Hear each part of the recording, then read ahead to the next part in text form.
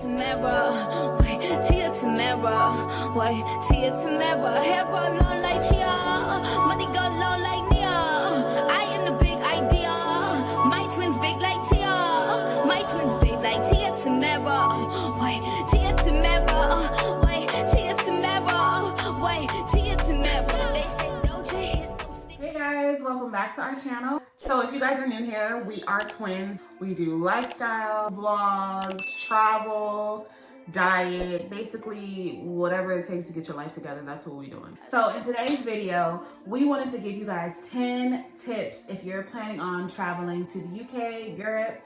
We have been to London 3 times in the last year and a half, and just a few weeks ago it was our first time in Paris. And let me tell you this, it is not for the weak, and there's a lot of stuff that people do not tell you about, but we are here to give you our top 10 things that we wish that somebody just put all in the video. Okay, so my number one thing would be the adapters for the outlets. Yes. So in the US, we have our outlets, but of course when you go to UK, they have London has these 3-prong adapters, and they're very different.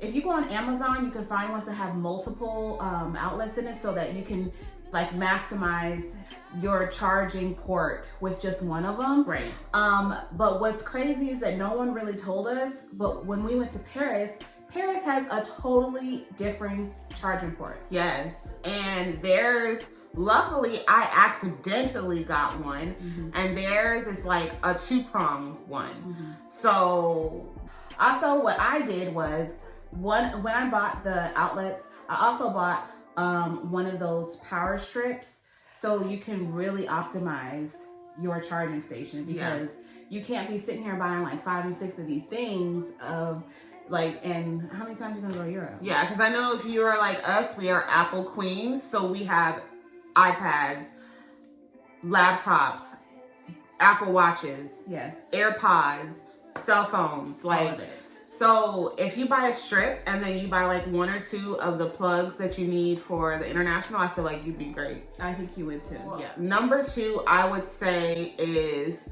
the transportation. Yes. If you can, take the trains, take the buses, take anything like that first. If you can't, I would say take anything that has to be involved with an app.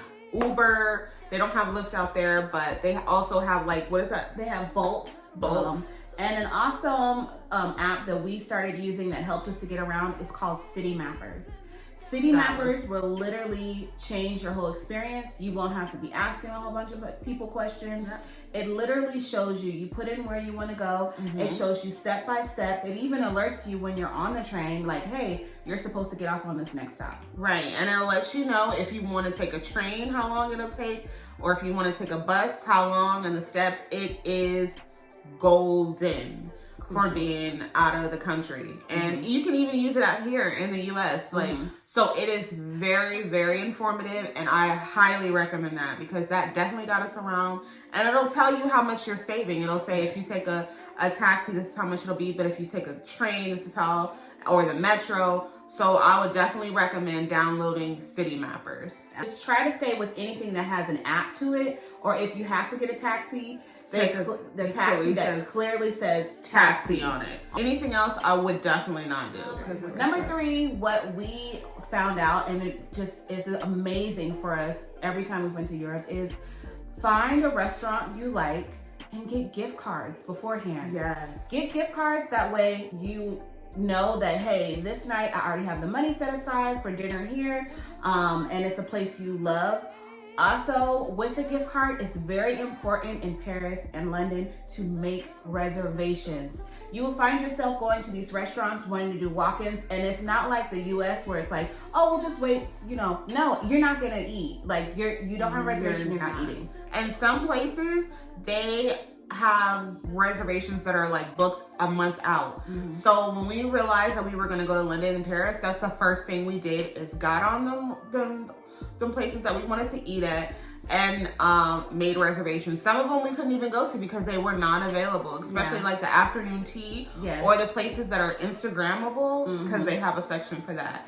They were not available. Also, that app that we use, Fork. Yes, the app Fork will help you break down what type of food you want, what time frame do you want to go eat, and how many people do you have. Well, these are the restaurants that are available for that time frame. So that Fork app was very, very useful for, okay.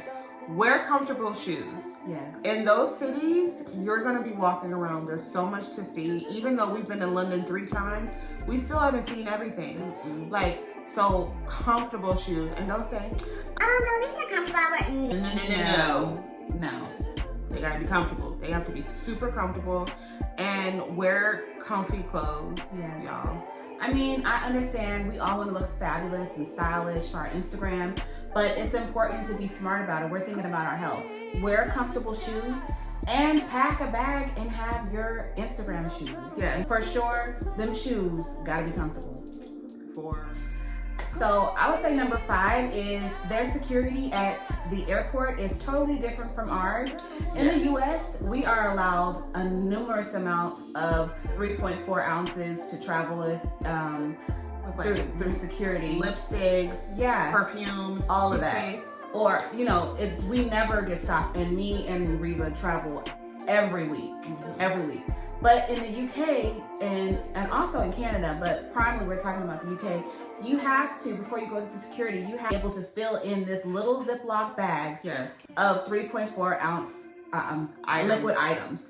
If you have more than that, you have to go check your bag. Or they're throwing it away. They're throwing it away. And this is, ladies, this is lipsticks, lip this glosses, mascara. everything. So don't think, oh, well, it's just like a cream. No, if it doesn't fit in that bag, it's getting thrown away or you have to go check it. Yeah. So your best bet is to pack all your toiletries in your check bag Yeah. and just keep enough for just the very bare minimal essentials for your bag to put through TSA or their security. Like security and stuff, your TSA pre, if you have that, it does not work out there. Yes. I know some people probably like, oh, we know, but Yeah. you never know. But you can use global entry if that is what you would use when you go out of the country. yeah. All right, so number 6, I would have to go with the breakfast food.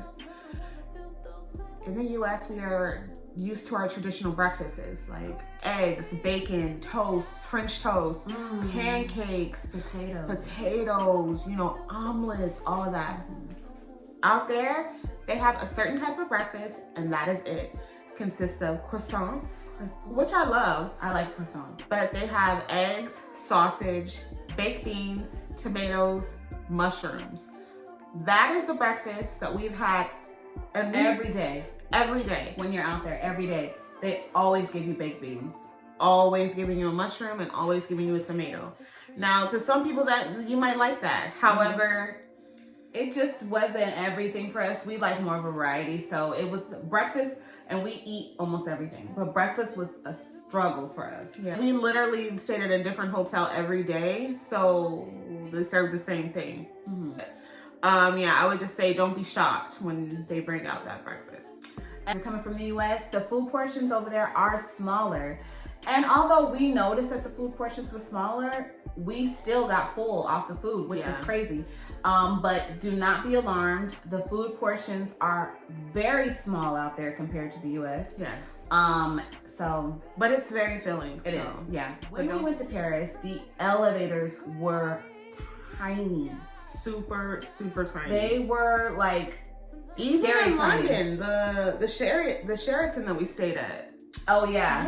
Yeah, But so London, I noticed that they were small. Paris let you know they're small. you need to work out. Okay. Yeah. It's small, very small. Yeah. So just don't be alarmed, but they are very small. Yes. Whatever. We're just going with it. So another one is the drinking age out there, you guys. Oh yes. It's very, very different from ours. Ours is 21. Out there, it's 18. So if you're 18 and up and you're trying to get lit, Europe is your place to go, okay, you guys? And honestly, the drinks out there were really good. Very unique. Very unique. Very good. So bomb. Yes. Yeah. And if you guys are following our Instagram, you can see some of the places we went to and some of the drinks that we had. So, yeah, they were some We'll good definitely drinks. put our cooking page and our travel page down here at the bottom. And it'll also be in the link in the comments. Yeah, you guys Description can box do below. it. Yeah, definitely go check that out because We have been traveling, but we are really gonna start kicking it up this year. So when we went to Paris, when we watched YouTubes about going to Paris, they said, you know, don't wear loud clothes. You want to dress like this, you want to dress like that, because you don't want to stand out, because they'll know you're not from Paris. But my tip is, dress how you want. They know you're not from Paris. You don't even need to say anything. They know that you're not from the country. Okay, yeah. They can smell it. There's no hiding it. No. They can smell it so bad. When I was in the Harry Potter store in London, this little boy came up to me and was like, "You're from the States?"